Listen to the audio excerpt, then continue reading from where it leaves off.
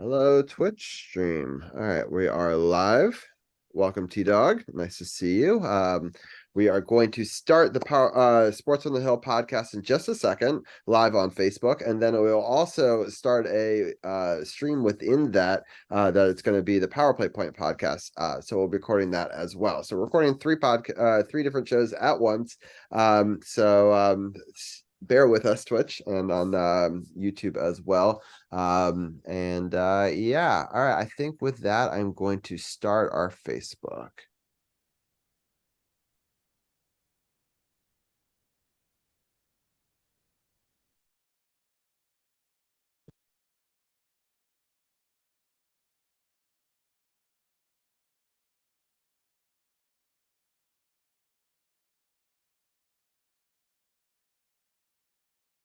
And welcome to episode 318 of Sports on the Hill podcast, where we're going to talk about the Capitals, Misery Monday with the Commanders' loss to the New York Giants. We're also going to talk a little bit about the baseball playoffs and about Wizards talk.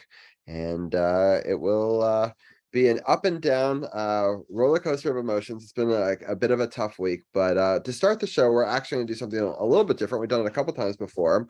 We're going to have our friend Gil actually record his PowerPlay Point podcast as part of this show. This roundtable will be featured on both episodes this week. So with that, I'm going to hand the baton over to Gil. And Gil, why don't you start the show as you would, and then I will jump in my segment. All right. Thank you, Robbie.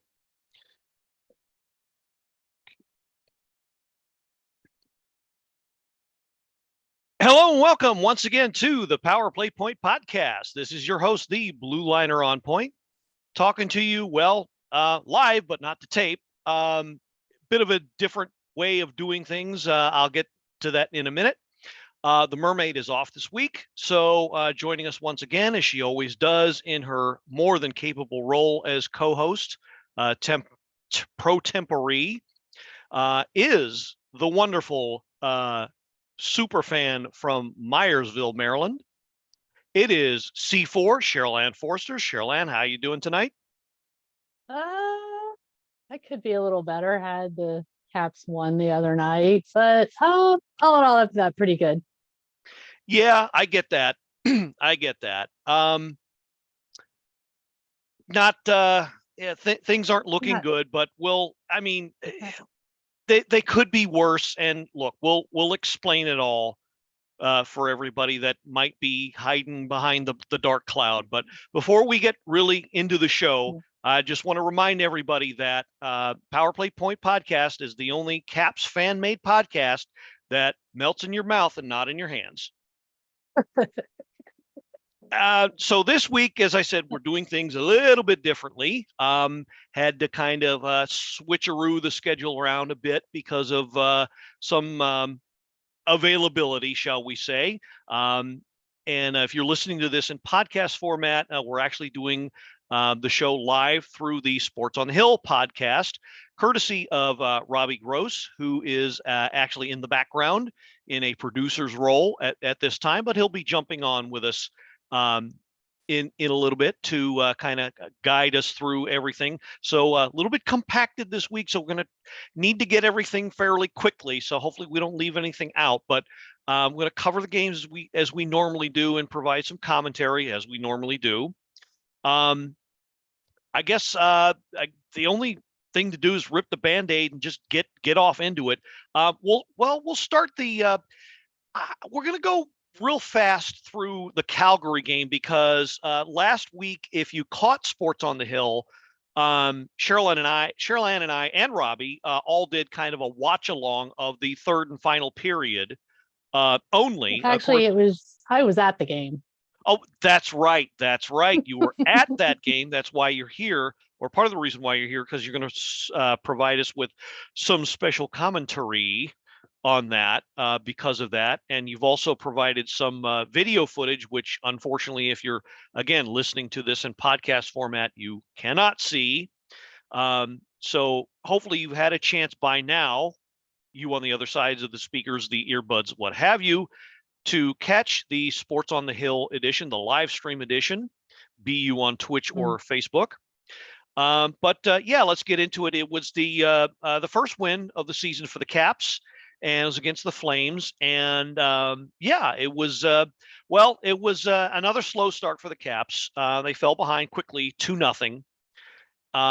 And then things started to pick up about, I want to say, halfway through the game. Okay, Yeah. so let's see if the It was app. about halfway through the second they started picking up.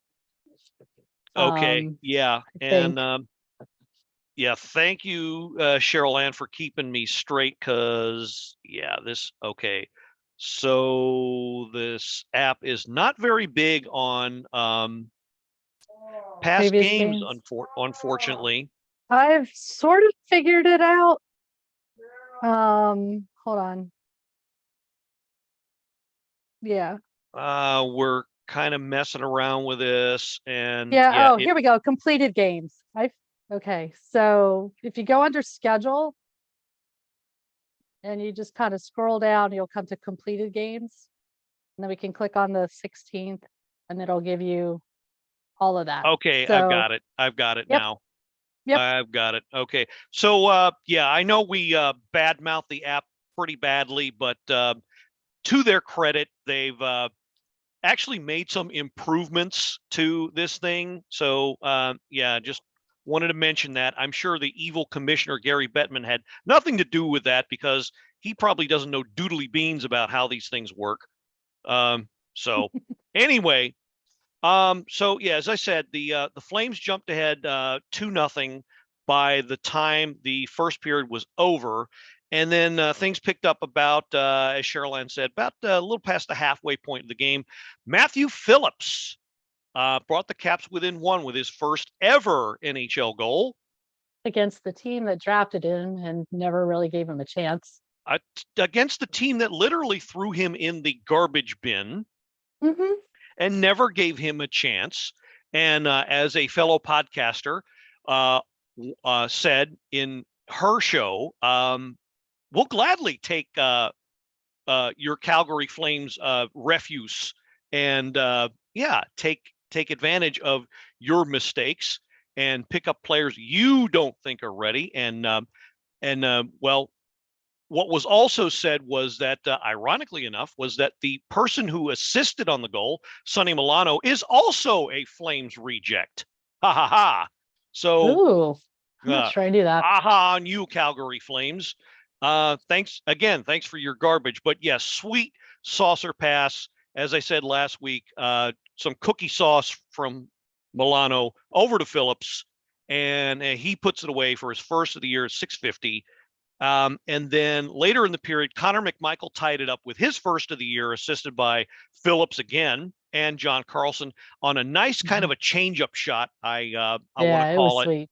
Now that we're talking about we're talking a little bit about baseball playoffs, in the middle of baseball playoffs, ties it up at 2, and that's how it would end. And it would go to the dreaded skills competition.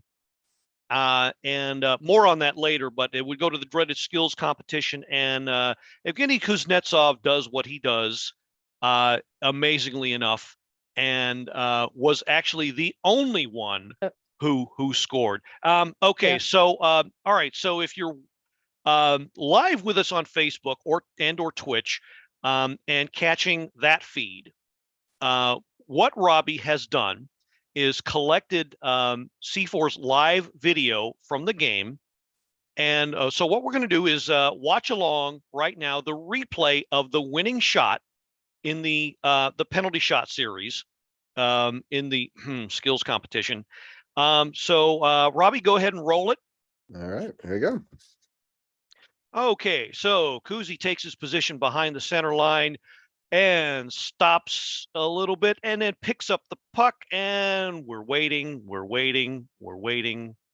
They call it the koozie crawl. I'm checking my watch, and shoots and scores. Yeah, it got right in there. Yep. Definitely nice right in there. Top shelf. Yep. Yeah, so you can actually right shoulder. suppose we can right slow it down right here. If you do a little coach's clicker for us, Mr. Gross. Yeah, so we can see here you got all the crazy maneuvers back and forth, and then up there just up and over Beautiful goal. Up and over the Yeah. stick hand of Jacob Markstrom, and thus winneth the game for the Capitals. And I think Kuzi has only actually missed once. And I think that was in preseason. Yeah. That was in Ever the since he Detroit. That was in the ever game since he- against Detroit preseason. He missed that one.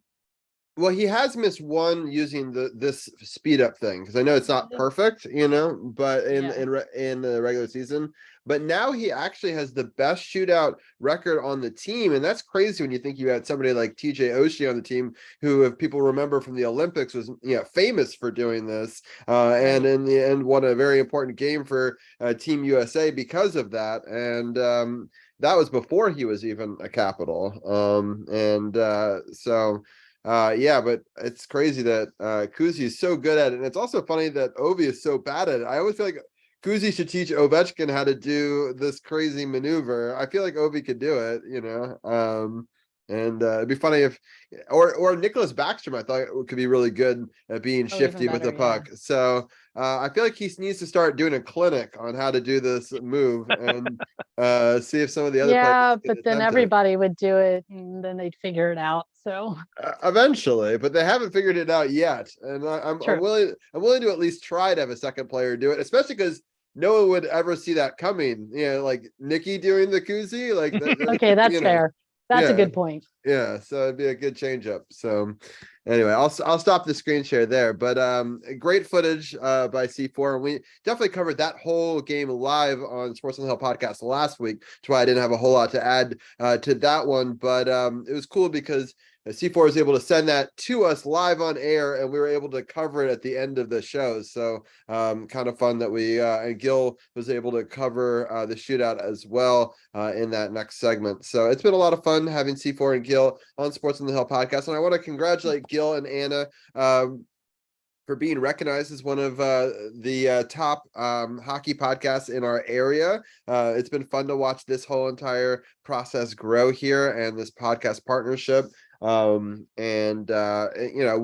Sports on the Hill podcast talk about all the DC sports teams, although I really do consider it a hockey podcast. I know that it's tough because we're also a football podcast, and we do share even time to both. But the Capitals have always been a big part of why Carol and I started the show, was to do a show that would cover both, right? Not just one or the other. And so it's been fun to watch the rise of the Capitals, our podcast, and also the Stanley Cup winning season as well. So it's been a fun road, and now we get to hopefully witness greatness with Ovechkin, who's been struggling so far this season. And that's going to be my segue into Gil being able to talk about some of the next couple of games. And so much has been made of his struggles, but it's as he correctly put it, it's not just his struggles, but the team's struggles as well. So on to the next game, which was really bad. Let's not sugarcoat it too much. If at all, it was on to over the border onto the capital of Canada, Ottawa, against the Senators. And these Senators do a lot more than talk and filibuster. They put a 6 spot on the Capitals, and John Carlson was the only one who answered. But it didn't take long for the Senators to get ahead in this one. Vladimir Tarasenko, who they signed as a free agent over the summer, his second of the year, jumped out to a 1-0 lead. If you happen to have the app in your possession and you're able to see the replay, it kind of sort of starts with a very, very, very bad attempt at a zone exit, which this team has been very, very, very bad at doing. And Rasmus Sandin just tried to, I don't know what he was trying to do. He was trying to apparently take the puck past 2 Senators attackers, and that didn't work. And that quickly turned into a turnover, and Tarasenko ended up with it in front of the net, put it away, 1-0, and Sens were off and running. Josh Norris made it 2-0 8 minutes later, almost exactly. And that was the winning goal. Josh Norris had himself one hell of a game. He would go on to score another goal. It was just all kinds of bad from there on. Just not I mean, better shot output, 24 on goal for the Caps. Power play was anemic again, although they only got 2 chances. Just nothing real good about this game. It just, after that first goal, you just kind of see everything just deflate. And you know what? It was a bad game. Another telltale sign of a lot of what's wrong with this game. But as for the purposes of this episode, because we don't have a whole lot of time, and this season, to be honest, we're just going to draw a line through this game because, well, for one thing, you got to remember the Senators are an improved team. They are a better team than they were last year, much better than a lot of people think. They're actually going to, in my mind anyway, contend for a playoff spot. I would not be surprised if they finish in one of the bottom 3 spots in the Eastern Conference. So to underestimate the Senators, especially after pickups like Vlad Tarasenko over the offseason, which have greatly improved their team, and some underrated goaltending I think they have in Anton Forsberg. Not a team to take lightly anymore. And if you do so, it'll be at your peril, obviously. So that combined with the fact that the Caps are still learning everything on the fly. They're still a team that is trying to put things together. So, something they need to do about these slow starts, about getting out of the gate a lot quicker and sticking to their game. But they're slowly but surely figuring it out. But I don't think we should waste too much more time on the Ottawa game because, well, we all saw it. It wasn't very good. But I'm actually happy I didn't see it. Yeah. So I skipped that one. I missed most of it too. So you really didn't miss much other than it was pretty much a replay of the Penguins game. After it wasn't it the second game that Obi was held without a shot? Yeah, and which was rather concerning to me because when at the Calgary game, there were several times it looked like he was almost like a step behind the play. There were chances like the puck would come to him and he would it was like, I don't know if he didn't see it or if it just got by him. He just seemed to be a step behind in that game for most of the game. And I didn't see Ottawa, so I don't know if it was any different there. It was more of the same. I will say he looked a lot better in the Montreal game. Yes, and that's actually the game we're going to feature this week. That is cover more in depth. So let's just go ahead and jump to that one. Ironically enough, despite how good the Caps would look in this game for most of the 60 minutes, I think, it was yet another slow start. Most of the first period, I would say, I wouldn't say they dominated play, but they looked okay. They looked like they were keeping up. They looked like they were at least getting chances. They ended up with 12 shots on goal for the first period. Just, kind of a little bit of a puck luck thing was what Joe B and Locker kept referring to. Right. But then came the first penalty of the game. Or one of them anyway, or at least the first shorthand chance of the game for the Caps. And unfortunately, the penalty kill has also been one of the things that have not gone very well for our Washington Capitals this year. Sean Monahan puts it away, assisted by Nick Suzuki and Cole Caulfield. Remember that second name, 1855 on the power play. Some would be of the opinion that Kemper didn't react well to it. I would disagree. From my vantage point, it was more like Trevor Van Riemsdyk and Nick Jensen both missed their assignments in front of the net. Monahan was in a great position, almost all by himself in front of the net to deflect it past Kemper. And that's pretty much what happened. Yeah, you're right. You're absolutely right. I mean, I don't think they only scored 3, and I don't think I'd put any of the 3 on Kemper. But that first one, I think it was a pure deflection that just got by him. the first one for sure, I would not put on Kemper at all. But I didn't get as good a look at the second one, so yeah, it was not. Yeah, it was just a bad coverage assignment by the defenseman, and yeah, they were again. The team was just out of sync and just not doing what they needed to do, and the coverage just wasn't there, and that's how scoring chances are created. You got to minimize that. That's the defense's job, is to minimize those. They didn't do their job. So instant 1-0. Caps go into the first intermission down. Second period, Brendan Gallagher, his first. This one I really didn't like. You could make the case, if you see the replay, that little bit of goaltending interference. The refs decided not to call it. We're not going to waste too much time on this, but boy, did the refs involve themselves. A little bit more on that later in this game. But this one started, and this has been a pet peeve of mine, but Hardy Hamanaktel was inserted into this game over Lucas Johansson and Alex Alexeyev in the bottom pair of the defense in this game. And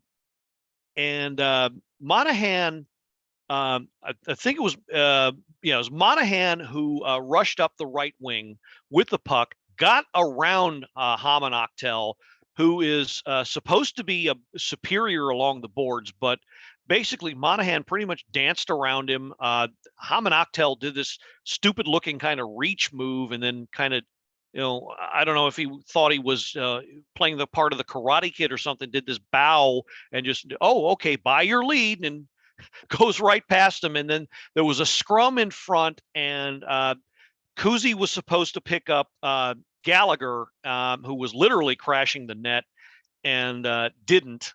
So again, I would say that was more on the skaters versus Kemper, although again, it could be argued that Kemper could have gotten a better angle on that one. But again, the skaters have to minimize the scoring chances. They didn't. So here we go again. Even strength goal about halfway through the second, and Caps again are down 2-0 with a lot left to play. And doom and gloom and all that.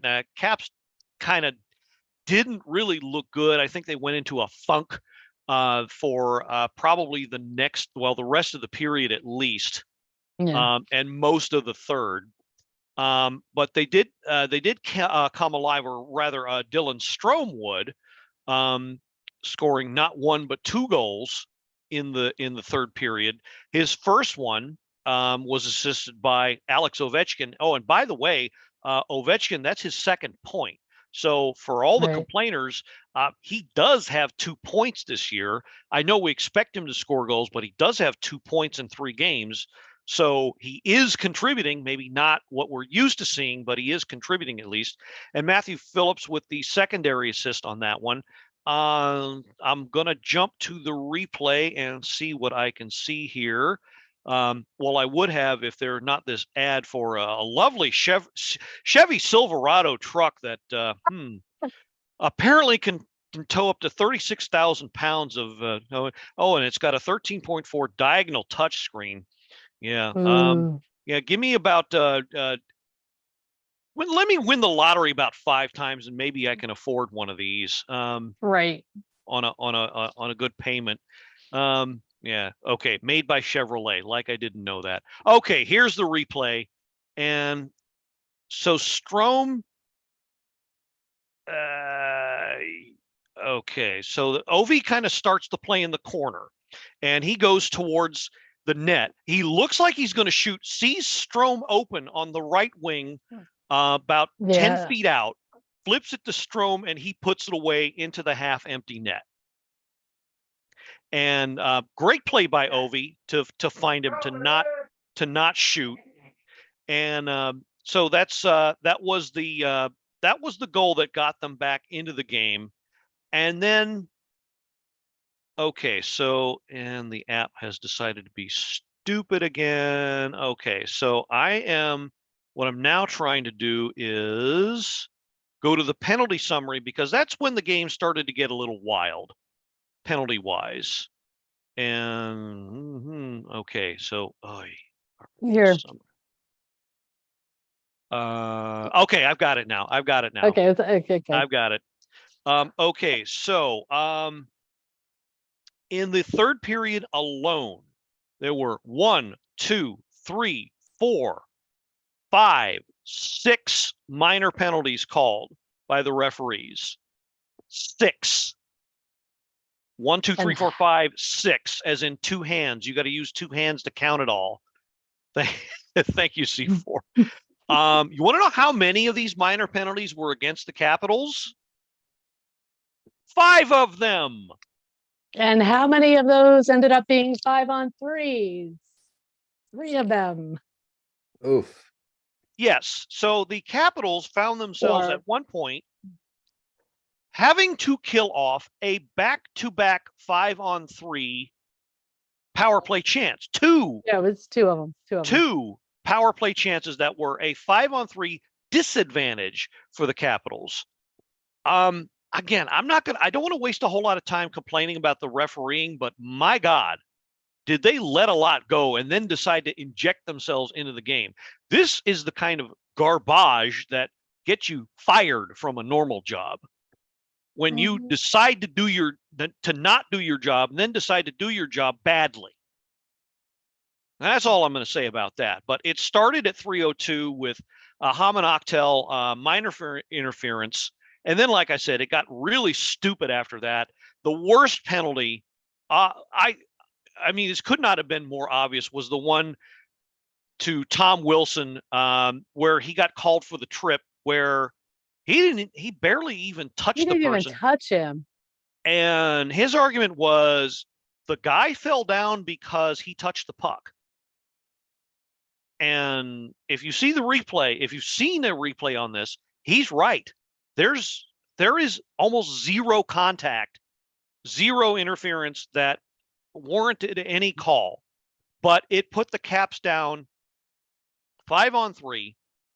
And I can't believe that there was 4 penalties called within 5 minutes of playing time from 3:02 to 8:02. 5 minutes of playing time, 4 penalties called against us. I mean, and again, there's only one explanation for that, and it's the fact that the refs felt like they weren't a part of the game, and they injected themselves into it. And when you do that, it affects the outcome in a negative way, and you can't do that. I don't know, either call it the way you called it in the first 2 periods, or I don't know, but it's something has to be done. But I just want to throw this out there. Bo Halkitis was one of the referees, and I got to say, he's got to be one of the worst in the league right now, because I remember another game where he was calling phantom penalties against the Capitals, and it just gotten ridiculous.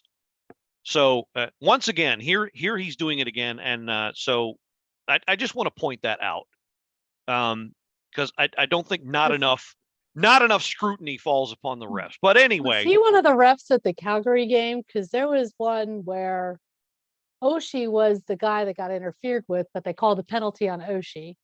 And then there was another one where Kadri literally pulled Kuznetsov's stick out of Kuzi's hand, and they called the penalty on Kuzi.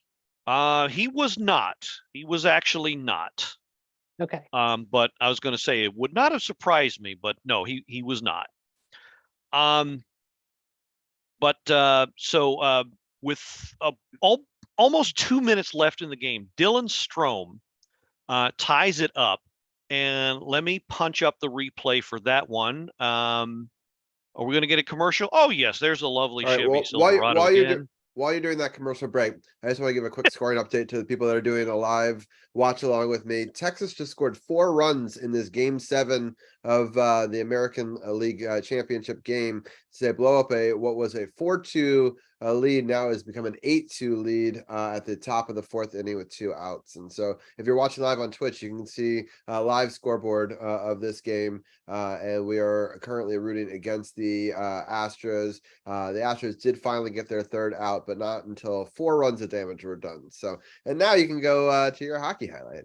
Yeah, absolutely. Oh, by the way, Chevrolet, I want a big fat check, and I want it in dollars, not francs. Right. Anyway, so okay, so firing up the actual replay here. All right, so it's Kuzi. Okay, so Kuzi's the one that made this play, and for a lot of crap he's gotten, again, I think he's well, he won the shootout, and now there's this play. So he starts on the right wing and does one of his patented wraparound moves like he's going to shoot. But instead of shooting, he actually tossed it in front of the net. It was actually TJ Oshie that was camped out in front of the net, and it looked like it was going to go to him. He missed it, and then Strome was the late man, sneaking up on the wing and picked it up and fired it into the net for the game tire. We And need to then do more of that. and then off we go to overtime. And yeah, there needs to be lesson learned. Needs to be a lot more fluidity, a lot more movement, a lot of nice things like that. And yeah, there's just not yet. A lot of I don't know, maybe legs not getting there. I don't know what it is, but Yeah. But yeah, C4, just like you said, needs to be more of that. Perfect example of how when they put their talents together, they can get it all together and do what they can do. So we're all going crazy, and then they push it to overtime. And as much good as Strome did, oh boy. Okay, so yeah, 40 seconds and it's over. Cole Caulfield, as I mentioned before, he got the assist on the Canadiens' first goal. He gets the game winner on this one, but it all started on an extremely botched line change. Yeah. So let me set. I don't need to see the replay. I'm still seeing it in my head. So let me set the stage for everybody. Caps were attacking. It's 3-on-3, of course, and they had been the shift had been out there for about 40 seconds. So that's about average time for any shift, especially in overtime because you're covering more ice. And they didn't get a shot on goal, but they were threatening, and it was time for the line change. And Strome is kind of caught between, okay, do I forecheck? Do I go to the bench for the change? And he made a motion like he was going to the bench. He took 2 strides to the bench and then suddenly turns around and decides to forecheck the Canadiens defender and then turns back around. And by that time, they'd gotten it out of their zone and sprung Caulfield for the almost breakaway shot on the left wing, lifts it over Kemper's right pad, and yeah, all she wrote. Game over. Caps come away with the Price is Right loser point, and we're all ticked off. But as I mentioned on Twitter, it's a moral victory for the Caps because you gotta celebrate their grit and their approach to the game once they got down 2-0. And I, for one, was proud of how they stuck to it, even though it did look like their energy was sapped towards the energy of the end of the second period, rather. But they did kind of, find it within themselves and sucked it up and, did what they could. And I especially like, even though the botched line change, I know, I did really like the fact that Strome took it upon himself to kind of carry the team. And unfortunately or fortunately, depending on your point of view, they're going to need more of that, a lot more of that, because you can't outskate Father Time, as has been said. And maybe, it's been called into question, but maybe Ovi's finally feeling his age. I don't know. I don't want to say that, but it sure looked like that the first 2 games. So if the Caps can find other sources of offense, other players that can carry the team, and Yeah, Ovechkin's not going to carry the team, I don't think, anymore. I No. think he can still be a very important cog in this, wheel, or if you will, but it's going to take more of a team effort than it has in the past. And to be honest, they owe him that, right? He carried the team for so long. It's time that some of these players, help, return the next favor man up, and, step up, get the job done, because I think that it'll open up a ton of opportunities. Yeah. If other players start playing well, then they're going to play off of Ovechkin, and then if you give Ovechkin time and space, he can still score. So but I think that you can't just assume that he's going to score. I think that that's the big difference. So Right. And Yeah. and unfortunately, I think even more so than the defense, my friend Doug Lucerian's pointed this out multiple times. The what's hurting the Caps really this year is their lack of secondary scoring. Right. And they signed Pacioretty over the summer, but he's not going to be ready for another month at least. Is what I'm hearing, and we don't even know how effective he'll be. But on paper, right now, he's probably the only threat. But yeah, otherwise they're just going to have to find it. Now, let's do a really fast review of these three. All the 4 games really. So you had the home opener, where they fell behind against Pittsburgh, but played really well to begin with, but fell flat. Carbon copy in the Ottawa game, their first road game. So they're the other 2 games where they did get a point. Carbon copies of each other as well. They started really well, didn't quite get the result, fell behind, came back, and pushed it to overtime, and in the first case, a win.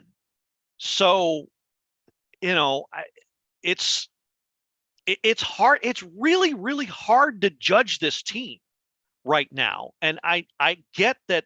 Okay, 3 points in 4 games. I get that. Not what we're used to. But towards the end of last season, we did say a lot. There's something of a mini rebuild going on. Regime change, coaching change. Nothing's going to be like it was. It's going to take some time. So if you're on the ledge, please come off of it and realize it's going to take some time. You need to study how the game actually plays out, so you'll be able to see the difference between now and hopefully maybe April, when they look more like a team that's in sync. But I really, I kind of like, and I would throw Strome into this group, but if you look at the Calgary game in particular, it's the Mott the Hoople song. All the young dudes carry the news. And Right. It's great to see that, because it proves all they needed was a chance. They're getting the chance, and they're making mistakes, but they're getting the chance, and good things are happening. And there's still, I've noticed, still some habits that need to be broken. You still have a few players once in a while, they carry the zone and they carry the puck into the zone and stop skating. They've got to, I've noticed that not as much as it used to be, but you can still see it every once in a while. They'll get the puck in the zone, they stop skating, they look for the next man instead of crashing into the net, shooting the puck. Somebody said it on one of the chats. We need more of that speed on the shot. It's like we're taking too long to set up the shots. And again, that's something that we've done in the past. There's passing. And by the time we shoot it, the goaltender's ready for it. The defenders are ready for it. So, but again, I'm not panicking. This is 4 games. Okay. We've played 4 games, people. There are 70 odd, 82 in the season. So what, 82. 78? Yeah, 82 games in the game. So there's 70 something left, right? Yep. Right. It's a long season, people. We're gonna be fine. Even if we don't make the playoffs. And I truthfully don't think we're gonna see the playoffs for a couple more years. We're gonna be fine. Absolutely. We are going real quickly. I hate to cut us short, but we are at the end of our time. I just want to give the upcoming games real fast, just to get those in on Gil's and my show. We've got Toronto at 6:00 on Tuesday. It's a nationally televised game. That's why it's a little earlier, so it doesn't compete with a Game 7 baseball game, which actually is necessary now. But we'll talk about that in the baseball segment in a little bit. Also, I was wrong with the scoring update, but I'll get into that in a future segment. But it was only 2 outs; it wasn't 3. So in the baseball game, they're still playing right now. I did miss the final score of that inning. But the upcoming games again: Toronto 6 o'clock, and then we go at New Jersey the next day on Wednesday at 7:30, and then Friday. So one day off, and then we have Friday versus Minnesota at 7, and I'll be at that game. nice. And then Sunday, October 29th, San Jose. It's a 5 o'clock game. It's a matinee game on Sunday. So this is a big week. I'm kind of happy that there's a condensed schedule. Let's see what we got from our guys, and this will be the real test, right? And Oh yeah. not Some a lot quality- of rest and stuff like that. Yeah. Yeah, some quality competition there, especially Toronto. So going to be really interesting to see how they adjust. Yeah. I think Minnesota might be tough too. Yeah, I think think they've so. been playing pretty well so far. So Well, Yeah. so next week we can dedicate a little bit more time, and we'll recap all 4 of those games. And I hate to cut it short, but I do have a football segment that is coming up. But I really, Gil, I appreciate doing this with you and being part of an abbreviated PowerPlay Point podcast. But you can always preview these 4 games in an addendum segment if you need to as well. Absolutely. And Robbie, thanks once again for helping us out in something of a pinch and hosting us again. And been there for us. I don't need to say it, but I'm going to say it again. Thank you so much for that. So we're going to go ahead and wind it up here as we segue into the next week. So for Robbie Gross and C4 Cheryl Forster, this is the Blue Liner on Point signing off and reminding you that don't laugh, Robbie. I put another food item on the market. It's a combination laxative with alphabet soup. I call it Letter Rip.